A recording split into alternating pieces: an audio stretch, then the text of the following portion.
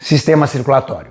Para nós compreendermos bem o sistema circulatório, é importante nós sabermos bastante a respeito do coração, do sangue e dos vasos sanguíneos. Vamos começar com o coração. Lembrando que o coração tem um papel de bomba, é uma bomba, ele promove a circulação desse sangue e ele é um órgão porque é feito de diversos tecidos. Um dos tecidos que chama bastante atenção pela sua importância é o tecido muscular. Nós temos um músculo conhecido como músculo estriado cardíaco, cuja característica, ele é um sincício, nós encontramos, cuja característica é a presença de estrias transversais, 1 a 2 núcleos. Nós temos um movimento rápido e ele é involuntário, controlado pelo sistema nervoso autônomo. A contração do coração nós chamamos de sístole e o relaxamento do coração nós chamamos de diástole. Portanto, o coração promove uma sístole seguida de uma diástole.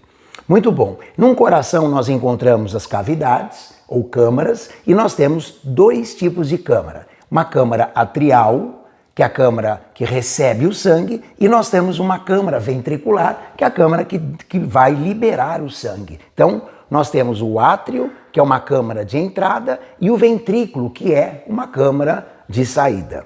Muito bom. É importante também entendermos, que o lado direito do coração é um lado cujo sangue nós encontramos um sangue venoso, que é um sangue rico em dióxido de carbono, pobre em oxigênio. E o lado esquerdo do coração é um sangue arterial, que é um sangue rico em oxigênio e pobre em CO2. Muito bom. O número de câmaras nos vertebrados é muito importante, então é fundamental nós sabermos, compararmos, nós sabermos a evolução das câmaras cardíacas dentro dos vertebrados, fazendo essa comparação. Então, por exemplo, os peixes. É o sistema circulatório mais simples que nós temos. Nós falamos que é um sistema circulatório simples, uma vez que nós temos o sangue passa uma única vez pelo coração. Reparem que o coração tem 2 câmaras, um átrio e um ventrículo. Esse sangue sai do ventrículo, vai para as brânquias, das brânquias para todas as células do corpo e volta para o coração. É importante nós lembrarmos, que o sangue que passa pelo coração é um sangue sempre venoso. Então, sai do coração um sangue venoso, vai para as brânquias, ele se torna arterial, entra no corpo, sai venoso e volta para o coração, formando uma única volta. Nós falamos então que o sistema circulatório é simples e é completo, porque não há mistura de sangue, uma vez que passa apenas um tipo pelo coração. Houve um processo de evolução, vem os anfíbios, a presença de um pulmão e nós temos agora a presença de mais uma câmara. Então nós temos 2 câmaras de entrada, um átrio direito e um átrio esquerdo e uma única câmara de saída, que é a câmara ventricular. Então nós falamos que o circulatório dos anfíbios é um circulatório que ele é duplo, porque o sangue passa 2 vezes pelo coração. Ele vai coração, corpo, coração, coração, pulmão, coração. Por outro lado, ele é incompleto, porque reparem que quando o sangue sai do coração, ele vai misturar, sai um sangue misturado, porque entra um sangue arterial e um sangue venoso, mistura-se nessa câmara ventricular, e esse ventrículo, ao entrar em contração, o sangue que sai desse ventrículo é um sangue que está misturado. Então nós falamos que a circulação ela é incompleta. O mesmo acontece nos répteis. Também é um sistema circulatório que nós falamos que é duplo e incompleto. Entretanto, percebam que existe já o início do fechamento das câmaras ventriculares. Há um septo chamado septo Sabatier que está quase fechando, mas é importante entendermos que essa abertura permite a mistura de gases. Ou seja, no coração dos répteis não crocodilianos, como quelônios, como tartarugas, lagartos, ofídeos, nós vamos entender que há uma mistura de sangue por conta dessa abertura entre os ventrículos. Quando nós olhamos para um réptil crocodiliano, como jacaré, um crocodilo, nós percebemos que o coração tem 4 câmaras completamente fechado. Entretanto, a hora que o sangue sai por esse arco aórtico, existe uma abertura, um forame chamado forame de Panizzi, que vai permitir a mistura de gases. Então é importante entendermos que os crocodilos Os répteis não crocodilianos e os anfíbios apresentam uma circulação dupla, mas todos eles são incompletos. Entretanto, o crocodilo jacaré mistura menos que uma tartaruga, que por sua vez mistura menos que um sapo. Quando nós olhamos para uma ave e para os mamíferos, entendemos que são animais homeotérmicos, há uma exigência metabólica muito grande, houve uma superevolução no sistema circulatório e nós percebemos que a circulação dos dois, tanto das aves como dos mamíferos, é uma circulação que é dupla, porém ela é completa, não há mistura de sangue, né, no coração e nem na saída desses vasos por esses vasos. Então, o sangue não se mistura, um sangue arterial não mistura-se a um sangue venoso. No caso das aves, a diferença anatômica perceptível é exatamente a aorta, ela vai para a direita, sai do ventrículo esquerdo, porém essa aorta ela vira para a direita, então nas aves a aorta vai para a direita. E nos mamíferos, essa aorta ela vai para a esquerda. É uma diferença importante para nós observarmos, entendermos, né? Quando eu tenho um coração de uma ave, quando é um coração de mamíferos. Ambos não misturam mais sangue arterial com venoso, portanto a circulação ela é dupla e ela é completa. Dupla porque o sangue passa 2 vezes pelo coração e ela é completa porque não há mistura de sangue arterial e sangue venoso. Porém, nas aves o sangue sai do coração por uma aorta que vira para a direita, enquanto que nos mamíferos essa aorta ela vira, né, em direção à parte esquerda do corpo. Os vasos sanguíneos são importantes componentes do sistema circulatório. É importante lembrar que são órgãos, porque são formados por vários tecidos. Então, uma veia e uma artéria são órgãos. Encontramos como vasos sanguíneos as veias, as artérias e os capilares. Essas veias, quando ficam bem menores, chamamos de vênulas e as artérias, arteríola. É muito importante nós entendermos a diferença entre as artérias e as veias. A veia é um vaso mais superficial, cuja parede é bem fina, bem delgada, e o percurso do sangue numa veia se dá sempre do corpo em direção ao coração. Então, as veias levam o sangue para o coração. Por isso, nós observamos válvulas que abrem no único sentido para que não haja retorno desse sangue. É importante entendermos também que não há pulso em uma veia.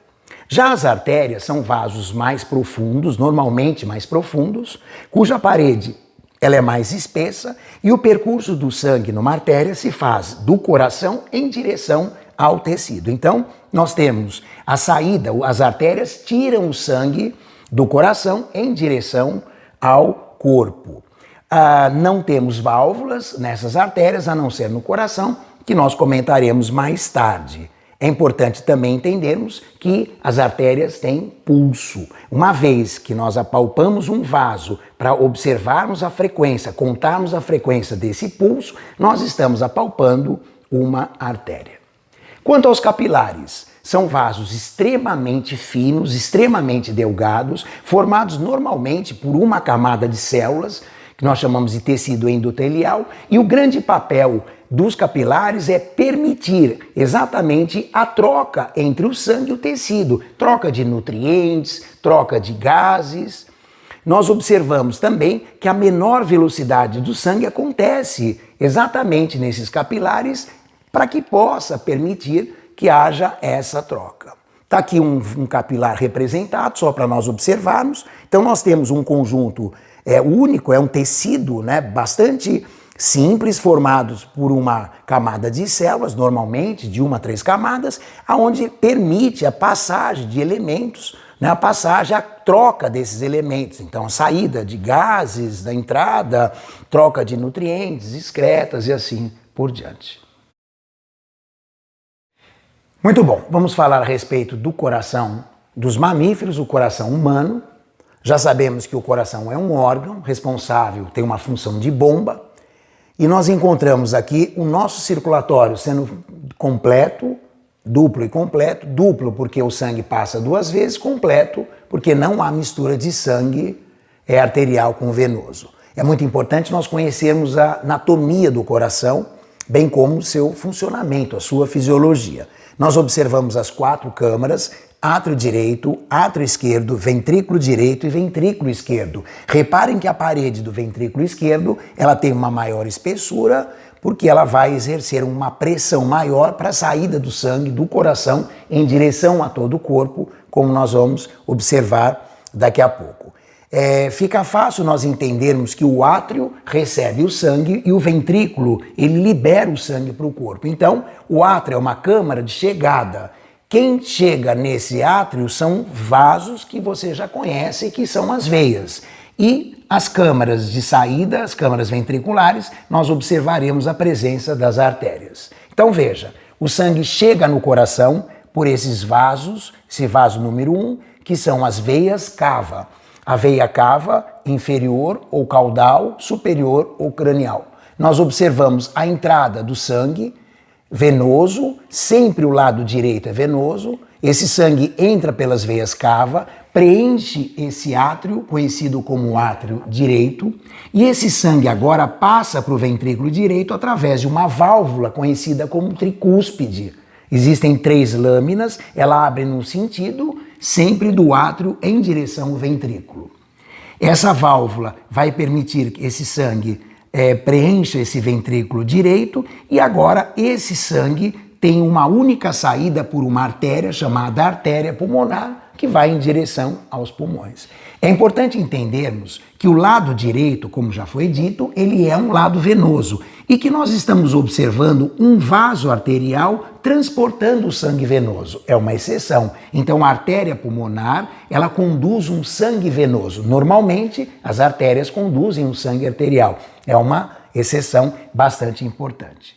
O sangue agora entra pelas veias pulmonares, preenche o átrio esquerdo, passa para o ventrículo esquerdo através de uma válvula conhecida como bicúspide ou mitral, e agora esse sangue sai com bastante pressão por uma artéria conhecida como artéria aorta. Repare que nosso coração de mamífero, essa artéria aorta sai para a esquerda e vai em direção a todo o corpo. É importante nós entendermos uma segunda exceção. Nós temos as veias pulmonares transportando um sangue que é um sangue arterial, uma vez que o lado esquerdo do coração, ele é arterial. Muito bom. Vamos de novo então. O coração tem o ciclo, uma contração seguida de um relaxamento, uma sístole, uma diástole.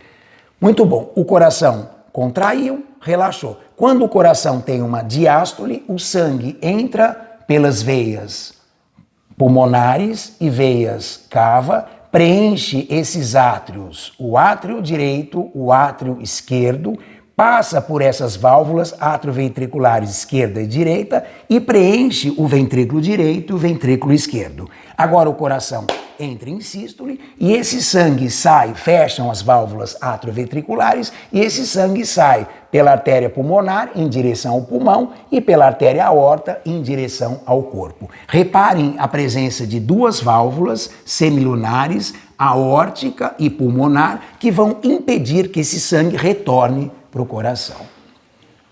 Se nós olharmos do lado de fora o coração, nós encontramos um conjunto de vasos muito importantes, conhecidos como vasos coronarianos. Eles são responsáveis por levar gases e nutrientes para o próprio coração. Eles vão alimentar o próprio coração. E também nós sabemos que é bastante comum, no decorrer do tempo de vida de uma pessoa, haver um acúmulo de lipídios, principalmente, é o que nós chamamos de colesterol de baixa densidade, que é o LDL, que pode aderir a essas paredes desses vasos coronarianos e, com o passar do tempo, promover uma obstrução. Forma-se uma placa que nós chamamos de ateroma. Esse ateroma, com o passar do tempo, ele pode ser preenchido por completo e levar o coração a uma isquemia. Ou seja, algumas células musculares vão deixar de receber nutrientes e gases, vão morrer, e é o que nós chamamos de infarto. Quando nós observamos esse esquema de circulação, nós compreendemos bem o processo de dupla circulação. Veja, o nosso circulatório é duplo porque o sangue passa 2 vezes pelo coração. Atenção, o sangue sai do coração pelo ventrículo esquerdo, através da artéria aorta, e vai para todo o corpo. e vai levar sangue oxigenado, sangue arterial para todo o corpo. Faz essa troca, agora esse sangue venoso, ele vai retornar ao coração pelas veias cava. Essa veia cava entra pelo átrio direito, passa para o ventrículo direito e sai pela artéria pulmonar, indo aos pulmões. Nos pulmões ocorre a hematose, que é a troca gasosa. Esse sangue agora, novamente, um sangue arterial, ele segue por veias pulmonares, entra no átrio esquerdo, passa para o ventrículo esquerdo, fechando assim o nosso circuito.